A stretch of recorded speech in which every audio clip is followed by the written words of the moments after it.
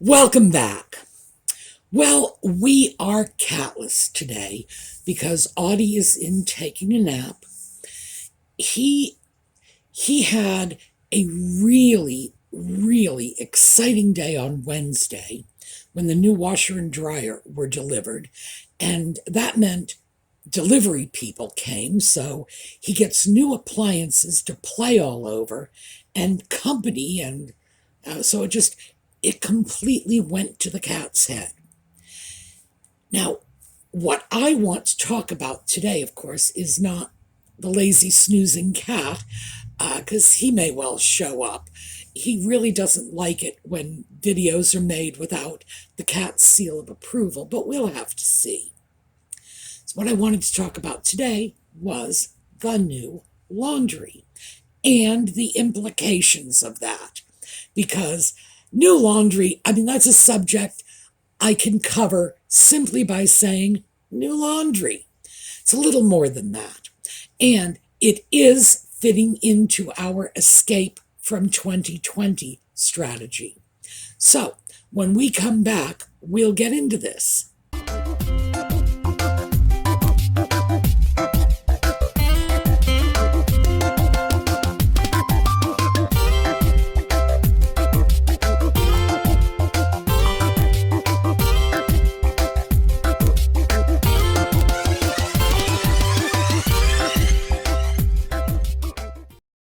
So, what does laundry have to do with this?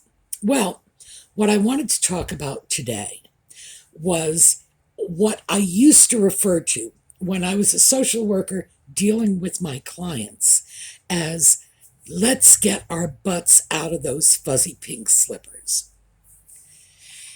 This is something that I know I have fallen into it. I think maybe others have as well.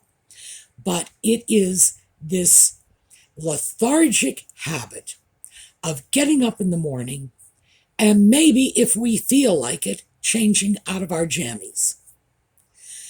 So we all know why this took hold in 2020. We couldn't leave our homes. We couldn't have people in. Even if we could leave or could have people in, there was nowhere to go and nothing to do. We were all in lockdown. Some of us were virtually under house arrest during this period. So the idea of getting up in the morning and getting dressed, although I'm going to give us the benefit of the doubt and say that most of us still did it for a while. After a couple of months of this, I don't know about the rest of you, but I pretty much gave it up as just a bad job. And I got up and got dressed if I had to go shopping or if I had to make videos. I will say in my defense that even though I could be making this video right now with no pants on, honestly, I've always had pants on when I've made videos, always. I have never just sat here and thrown a shirt over my neck. Actually, that's not true. There was one video I made during lockdown in my bathrobe. I did that to make a point. But yeah, actually, so I can't even say that. Yes, I did a video in my bathrobe one day. It just became a habit, a way of life. And I think some of us are still there. Some of us have like 1 foot in, 1 foot out. Yeah, maybe we'll get our clothes on at 3 p.m. It's like we get up in the morning, it's like, oh, I think I ought to take a shower today. And 7 o'clock at night rolls around before we finally say, okay, yeah, let's take a shower. So I wanted to talk about simply getting back into the habit of getting up in the morning and getting dressed, even if we're only doing it for ourselves. And I know this sounds like a pointless waste of time. I hope some of you don't think it's a pointless waste of time. And I know for me, I hear myself say this, and there's a little voice in the back of my head saying, you don't have to get dressed if you're not going anywhere. Who said you have to? Who makes these rules? Why do we have to listen? It's like, whoa, no. It's because getting up in the morning and getting dressed, even if it's just for ourselves, starts to heal many of those areas that we talked about as sustaining a negative impact in 2020. It starts to address our self-image, and that impacts our mental health. If we are up and dressed, we can go somewhere. I mean, maybe we won't, but we can. It's an option available to us. We can simply get up, grab the house keys, and go next door and visit the neighbor or something. We can avail ourselves of social options, even if that option is just taking a walk down the street or going to the corner store for a quart of milk. It's that simple. And that impacts positively on our social lives, and social was another one of our impact areas. So mental health, social, physical. This impacts physically for two reasons. One, simply getting dressed clearly is a physical act. Getting up in the morning, throwing some clothes on, even if you're not going anywhere, is inherently physical. But it also has a health impact. Now, the health impact is harder to detect. What the health impact is the physical impacts of improvement in our mental health and well-being. So we have that. We have an environmental impact. If we have to start getting up in the morning and throwing clothes on, then we have to start dealing with our clothes, dealing with our dressers and our closets and our shoes, and that has an environmental impact. So this is one little thing we can do that will have impact in 4 or 5, maybe even more aspects of our lives that have had negative impact. So I'm wondering if I remembered to tell you this. Well, regardless, I'm either going to repeat myself, which is a sign of old age, or I'm going to give you a whole new story. When I was commuting to work, taking the streetcar into work in the mornings, I met an elderly woman at the stop, at the transit stop. She would go in, and she had been doing this ever since she worked downtown. She was long since retired. She would meet a girlfriend who also worked with her, and they would get all dressed up 2 mornings a week, just like they did when they were working. They would go downtown, they would have a cup of coffee together. They would chat, and they would sit there for maybe 45 minutes, an hour, and then they would go home.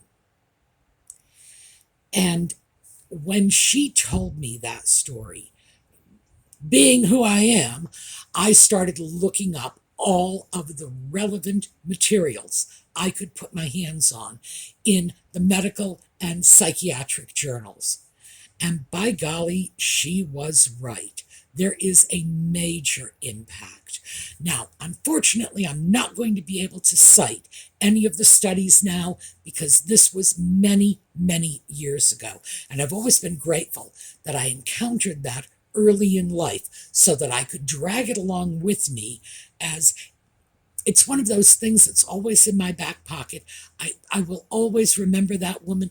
I'm sure she is long dead by now, sadly, but if she isn't, well, she's over 100. Because the discipline of getting out of bed in the morning and throwing your clothes on and going downtown for a cup of coffee gives you the motivation to continue on with your life.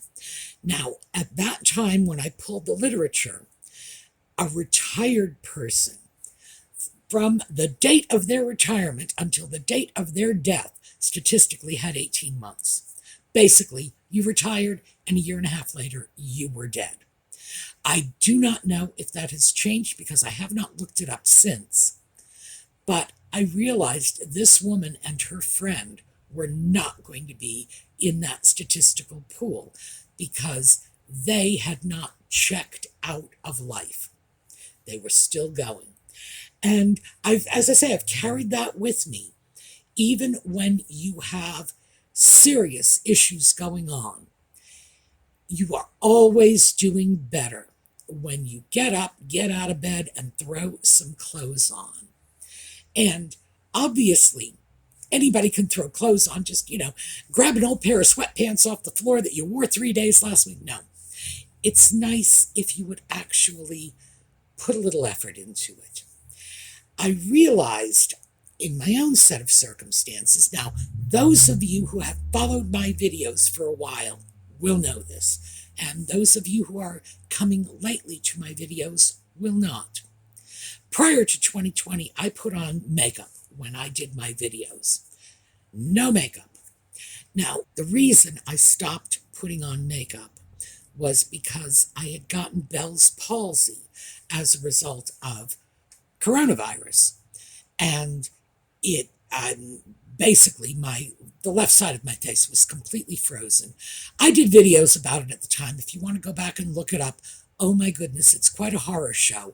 But I did the videos. I wanted you all to see exactly what was going on. This is what Bell's palsy looks like. And if you've had the virus, it's something that you are open to. It's a possibility that this will be a secondary impact of the virus.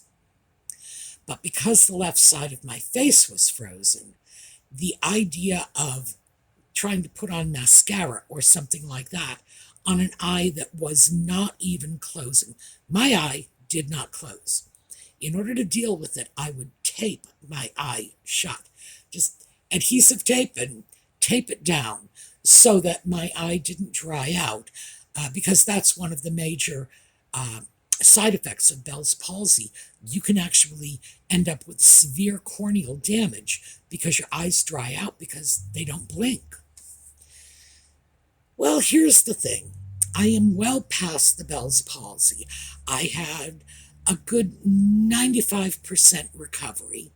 I would like to believe that most people looking at me today would not say, oh, there goes a woman who has Bell's palsy, because I had very quick and aggressive physical therapy after the Bell's palsy. But it's been a while ago, and I still haven't put the makeup back on. And I think that's something I have to consider doing. Why is it that I used to do that? And the first excuse I got, it's like, oh, well, I'm not doing that anymore. Thank you very much. So I need to get back to that point, because this is still a part of me that is stuck in 2020. It's part of me that never got reclaimed and pulled out of that lockdown mindset. So I need to deal with that. I need to deal with making more of an effort to get dressed, even if all I'm doing is throwing on something interesting to make a video. It's not like I don't have an excuse. It's not as if I'm saying to myself, well, why do I need to get dressed? It's not as if I'm going to be on camera. Well, yeah, I am. So I need to deal with this.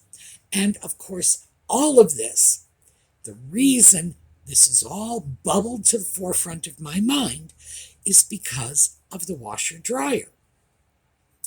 Now, I also have to say that already from making these videos, I am deriving benefit. When I said that my dryer wasn't working properly, one cycle had sort of wet the bed, and I was just moving over to other cycles, so many of you wrote into the comments, gosh, this is great. This is better than psychotherapy. It really is. I have the opinions of literally thousands of people. I love it. So many of you wrote in and said, that's probably the first sign that there is a problem. One cycle goes, and, you should consider replacing that thing before all the rest of them go, and you find you have to replace it when you're not prepared for it. So it was good advice. I did replace it. And that, of course, had come from cleaning up my environment, starting in the back with the bedroom, moving forward into the hall, the laundry. And the laundry just very neatly dovetailed with the fact that I had just cleaned out the closets. So I thought we would sort of do the second half of this video by talking about clothing. Because if we are going to be getting up, getting out of bed, throwing on clothing, maybe it would be a good idea to explore some ways of caring for that clothing. For a lot of us, we have time we didn't have when we were working, because I know a lot of us are retired. We have more time and a greater ability to get picky about the little things. And although that's not always a great thing, in this case, yeah, maybe it is. Now, last week, we spoke about wool and how to soften wool in a bucket full of water with some vinegar, how most wool items are hand washable. They don't necessarily need to be dry cleaned. And I'm not going to say all wool, but most wool.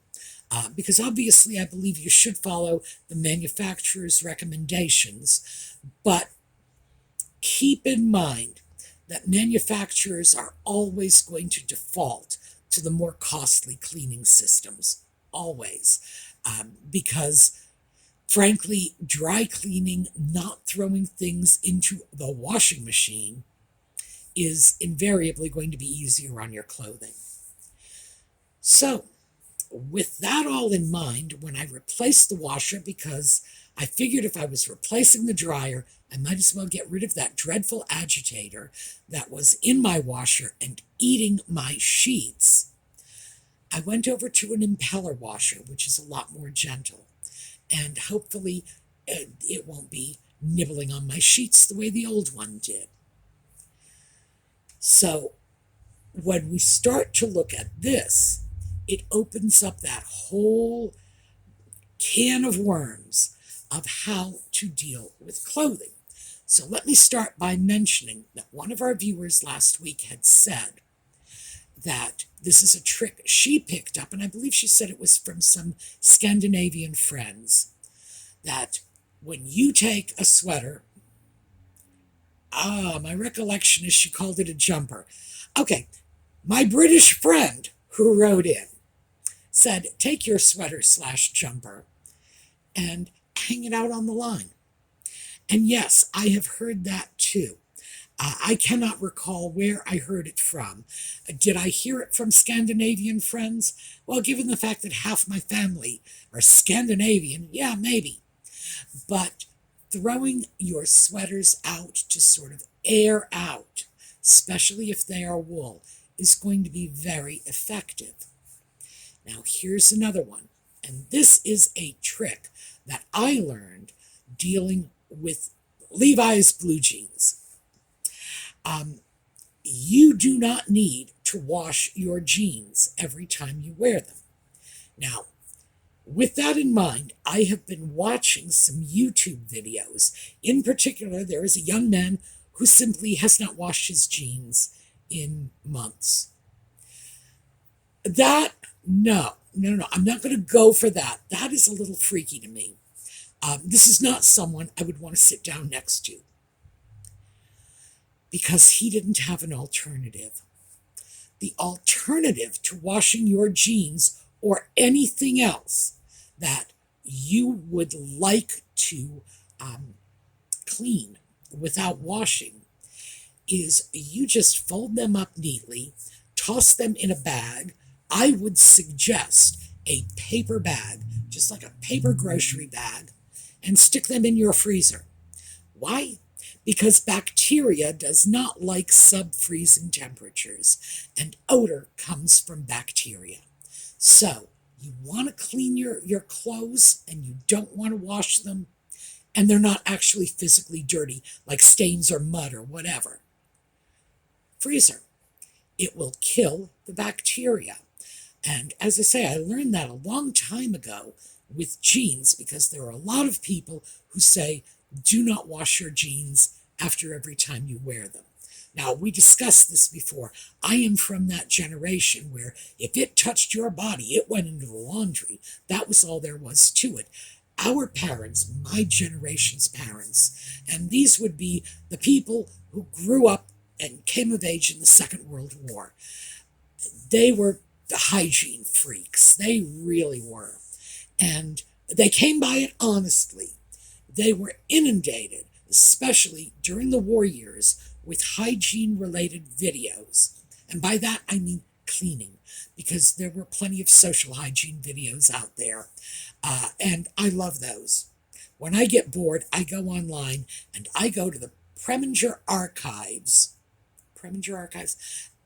I think that's what it is. I'll look it up for you. It might be Prelinger. I will look it up for you.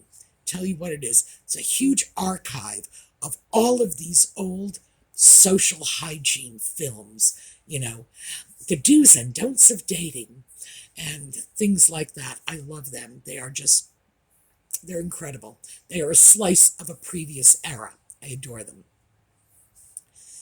But our parents were part of that physical hygiene era. Are you clean? Do you smell? How often do you wash your hair? And the media flooded them with this. They would get it from their employers. The government would subsidize these films. They were getting it in school. I was getting it in school, even in my generation. And I was born 9 years after the end of the war. So I was definitely not a World War II baby, but I wasn't that far removed from it. We were taught that if it touched your body, it went in the wash, period. But it doesn't have to. And as I grew older, I started realizing there were many ways around that. So remember the freezer trick. It's particularly effective with blue jeans, but anything that can sustain exposure to below freezing temperatures, and that's virtually everything we wear. And I have to say virtually, I can't say absolutely, because there are so many man-made fabrics out there, and I have no idea how those items are going to react.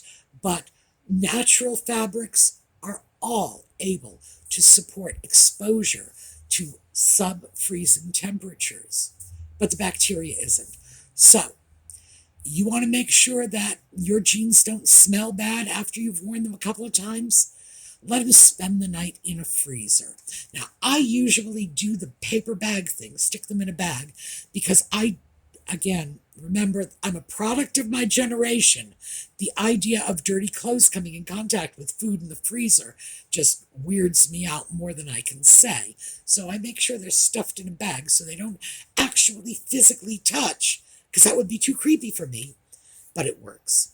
And the bacteria will be killed off. The bacteria is the source of odors, so your jeans will be clean without going through the wash. Having said that, I do think you really ought to wash anything that is coming in contact with your body. If you don't want to wash it, dry clean it, but at least do it every once in a while. Do you have to wash a sweater every time you wear it? Absolutely not. Especially not if the sweater is an outer layer and you're wearing a shirt underneath it. No, why would you? I do not do that with my own sweaters. And, well, if you've watched these videos, you know how freaky I am about that. I can wear a sweater on a number of occasions. Put it on, take it off. I do that all winter long. I'll get a sweater, I'll put it on, I'll take it off an hour later. It does not go in the wash. It gets hung, and next time I need that sweater, I grab it. Couple of other things, and these are just little tricks.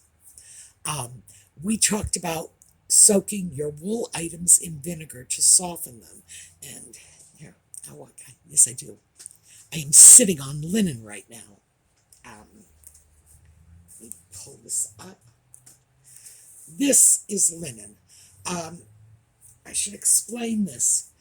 I decided I wanted a couple of linen nightshirts. You can't find those. When I have found linen nightshirts, they have long sleeves. I do not want long sleeves. I want short sleeves. And they are just ghastly expensive, especially for something that I'm going to have to cut the sleeves off of.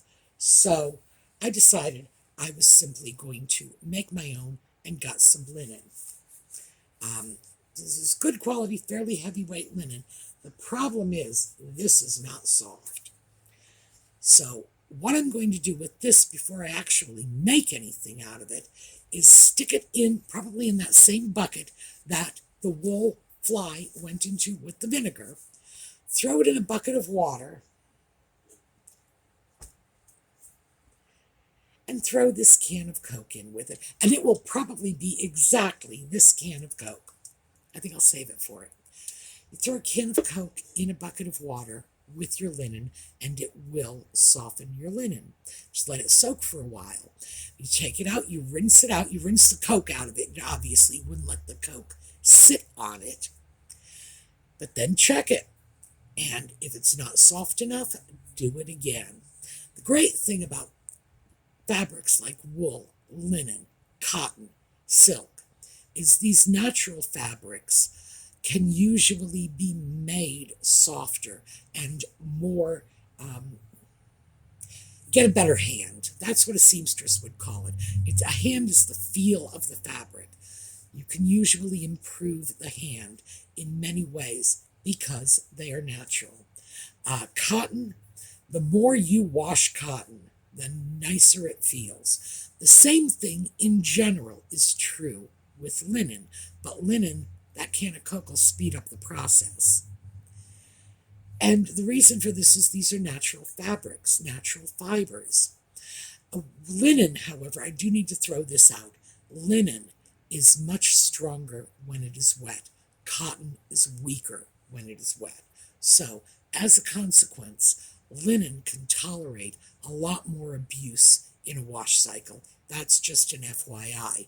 If you are finding that your linen is not holding up in your washer, don't put the cotton in there, because if it'll shred the linen, imagine what it'll do to the cotton. Cotton is much weaker when it's wet. Linen is much stronger. Same with silk. Silk is weaker when it's wet, and linen is stronger. So there you go. Little bit of fabric information. And of course, all of this is wrapped around the idea that we're going to start getting dressed. We're going to get up. We're going to start putting on nice clothing. I am going to start putting on makeup. I'm going to give it a try. And I'm not going to guarantee how far I'm going to get, because I have not put eye makeup on at all since the Bell's palsy. And it could take me a while just to get comfortable, because it definitely affected my depth perception and a few other things. But I am going to make the effort and stick with it till I make some progress. These are things that I feel I need to do. So I'm hoping that this is one of those things that will help you a little as well. Get out of the fuzzy slippers, because when we are sitting around the house in our jammies or our sweats or our underwear or whatever we sit around in, it's going to affect how we feel about ourselves. It has to. We feel better about ourselves when we've picked up our appearance a little, combed our hair, brushed our teeth, put on some clothing, that sort of thing. And these are, again, small changes. All right, so I'm hoping this will help motivate you all a little bit. The laundry tips and tactics. Oh, my goodness, I almost forgot. It's right here. I've also decided I'm going to start using a water softener. And that is because I began doing a little research on laundry detergents, and laundry detergents are more effective in soft water. I am in an area where my water is considered borderline between hard and very hard. So even though we allegedly have good quality drinking water, it is loaded with minerals. So I'm going to try a fabric softener and see if I notice an impact. And I'm sorry, a water softener. It's not a fabric softener. So this will go into the wash water, and let's see. I don't know what's going to happen, but I am going to try it out. And that brings me to the final point I was going to make. All the tips and tricks are here because I know for me, when I acquire a new piece of knowledge, like go get a can of Coke and soften your linen shirts, I can't wait to try it. It's like, I'm going to go try this out. So I hope the tips and tricks will help motivate you. Freeze the blue jeans. You don't have to wash them. Throw them in the freezer. Kills the bacteria and you're good to go. Won't help if you spill a cup of coffee on them, but it will certainly help if, you worn them for a while and they're starting to get a little funky. All right, that is what I have for you today. We are going to take a look at a slideshow on the way out, and I will see you all tomorrow. Have a terrific day.